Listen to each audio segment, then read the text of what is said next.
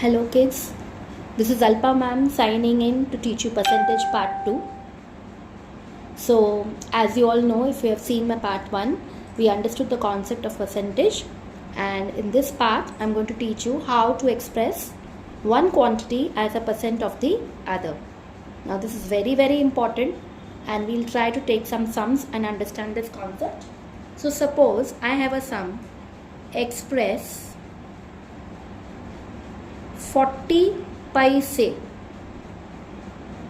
as a percent of rupees 6. Now as you can see, to express one quantity as a percent of the other, so here we are going to express 40 paise, the first quantity, as a percent of rupees 6. Now there are 2-3 important steps that you need to follow to come to the correct answer.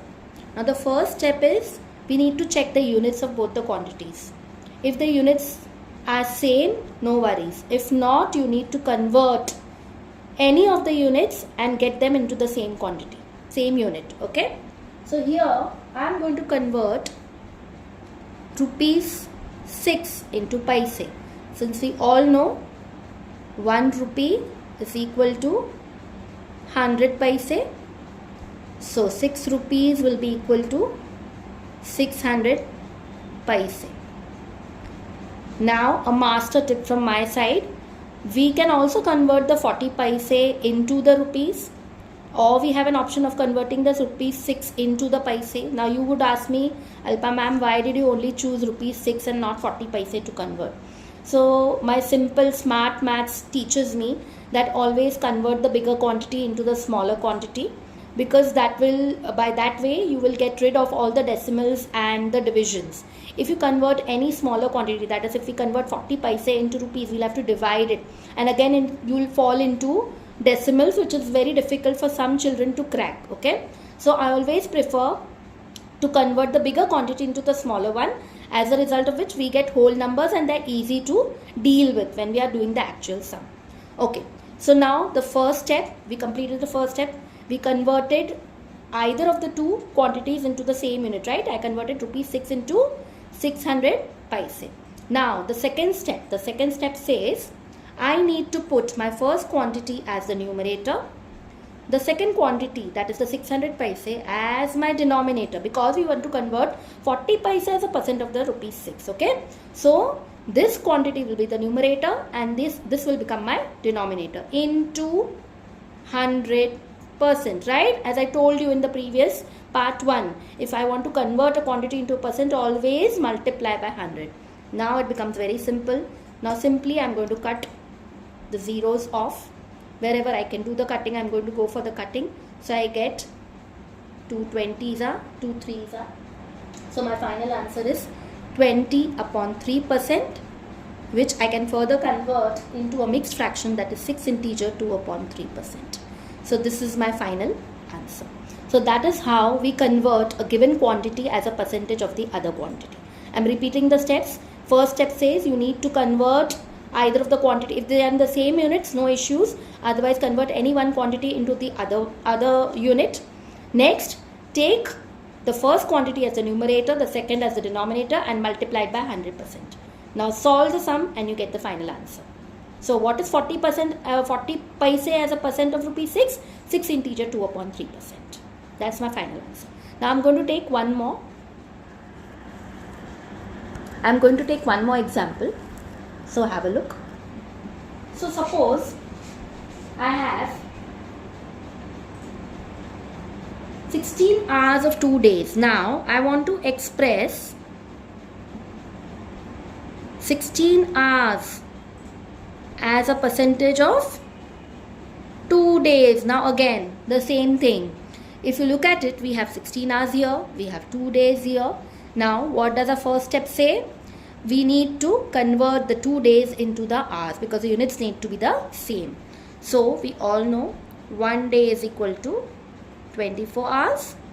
Therefore 2 days is equal to 24 into 2, which is 48 hours.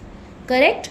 Now the second step, the first quantity as the numerator, the second quantity, that is the 48 hours, as the denominator into 100%. Correct? 16 ones are, 16 threes are. This gives me 100 upon 3%.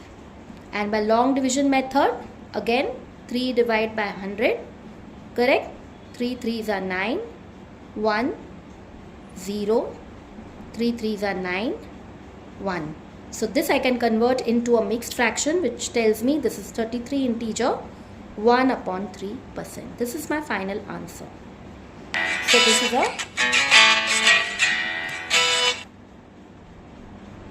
So this is again another example of how to express one quantity as a percent of the other. Now going to one more, I'm going to take up one more example of the same kind. So I have 25 centimeter, express 25 centimeter as a percentage of 4 meters, right? So again, if you look at it, this quantity is in centimeters and this quantity is in meters. Now the rule says we need to convert any of the two quantities, right? We need to convert the units. So again, master tip, we convert the bigger quantity. So we all know 1 meter is equal to 100 centimeter. So 4 meters will be equal to 100 into 4, which is equal to 400 centimeter. Now I easily converted this into the quantity of the first one, unit of the first one. Now the second step, the first quantity as the numerator, the second quantity, that is the 400 centimeter, as the denominator into 100%. Now we do the needful. We are going to cut. My final answer is 24 upon 4, which is equal to 6 integer 1 upon 4%. Since we cannot cut this, there is no table in common, we do the long division method. For those of you who do not know this, I am showing it to you. So 4 6 are 24 and remaining is 1. So 6 integer 1 upon 4% is the final answer. Now we go to a little complex sum, trying to understand this concept of converting one quantity or expressing one quantity as a percent of the other. So if you read this sum, you're going to carefully read this sum and try to understand it. A pudding is made of 400 grams sugar, 200 grams of eggs, 800 grams of flour and 100 grams of dry fruits. What percentage of sugar is present in the whole pudding? So first quantity over here clearly is sugar. The second quantity is whole pudding. We need to express the sugar, that is the first quantity, as a percent of the whole pudding. Now the problem here is we know the quantity of sugar very clearly, which is given to us as 400 grams. That is very simple. But we do not know the total quantity of the whole pudding. So we need to find the total quantity of the whole pudding. So the first step will be whole pudding. So how much will be whole pudding now? We need to add all the ingredients, that is sugar plus eggs plus flour plus dry fruits. So that comes up to 400 grams of sugar plus 200 grams of eggs, 800 grams of flour and 100 grams of dry fruits.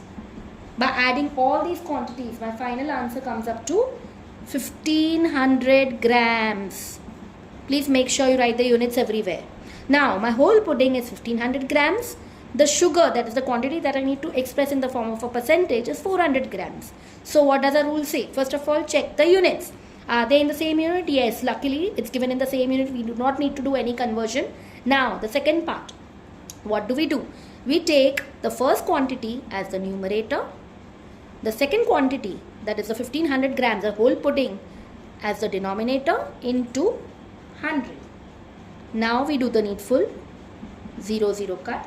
Now finally I get is 400 upon 15%, and by long division method I can convert it into 26 integer 2 upon 3%.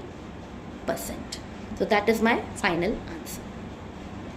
If you want to learn any more examples related to this part of the concept of percentage, kindly put it in the comment section. Bye.